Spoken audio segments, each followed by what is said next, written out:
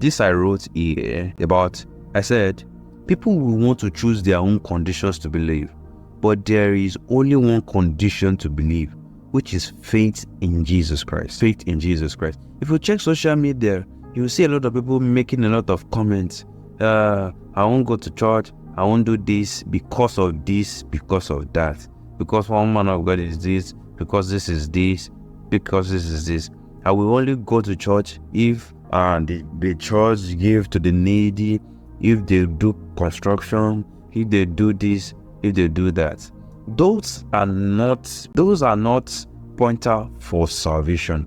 The only pointer for us to believe in salvation is to have our faith in Jesus Christ, in what Jesus Christ has done.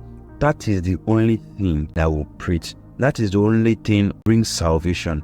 Not believing that someone come down from the grave, someone came up from the grave,